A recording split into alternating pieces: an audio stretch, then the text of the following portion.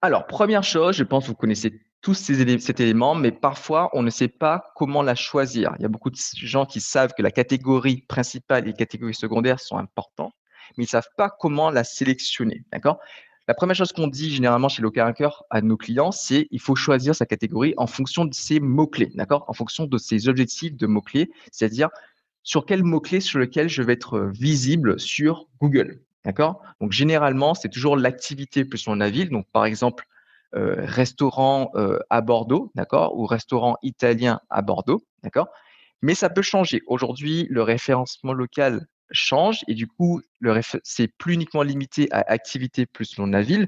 Vous avez les produits, vos services, vos menus, vos plats qui peuvent générer ce qu'on appelle des recherches localisées. Parfois, on va juste chercher, j'invente sushi, à Bordeaux et du coup, on va tomber sur ce fameux pack local qui est juste ici, d'accord? Avec, les 3 premiers établissements, d'accord?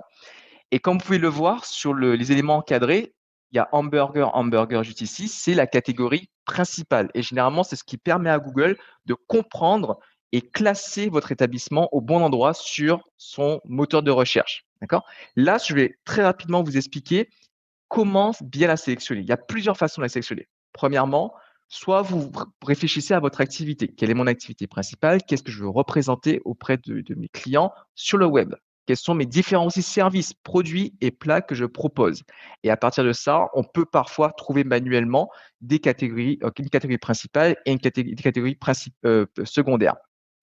Deuxième façon que moi j'apprécie le plus et ça permet vraiment de détecter les catégories, qui permettent justement, enfin les catégories à mettre sur votre fiche Google Business Profile, c'est de voir vos concurrents.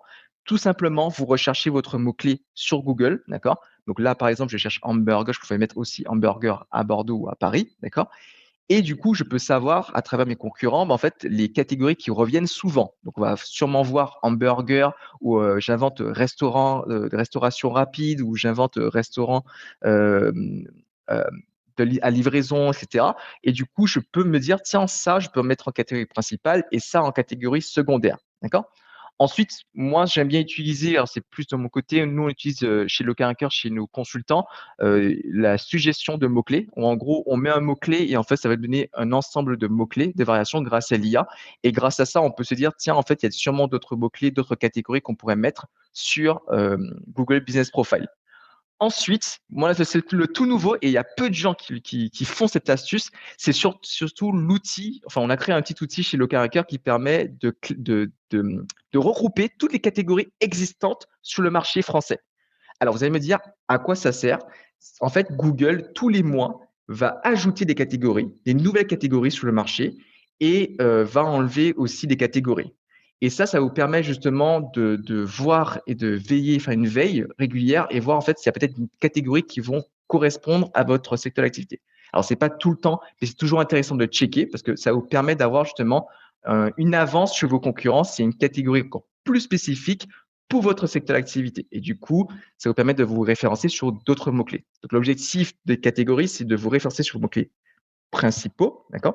Mais aussi vous référencer sur des nouveaux mots-clés et donc du coup attirer plus de trafic sur votre fiche, donc sur votre site web, donc en point de vente.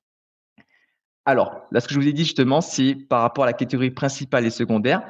Vous tapez votre mot-clé sur Google et Google Maps, vous regardez vos différents concurrents et des fois, vous allez voir des catégories qui vont changer. Donc là, par exemple, je ne sais pas si vous voyez, mais il y a pour tout ce qui est magasin de bricolage, il y a différents concurrents, d'accord?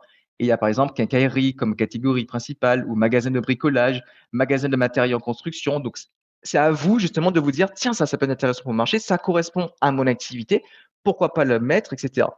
D'accord? Donc du coup, ça vous permet de savoir réellement quelles sont les catégories à mettre et aussi les suggestions de mots-clés sur Local Hacker.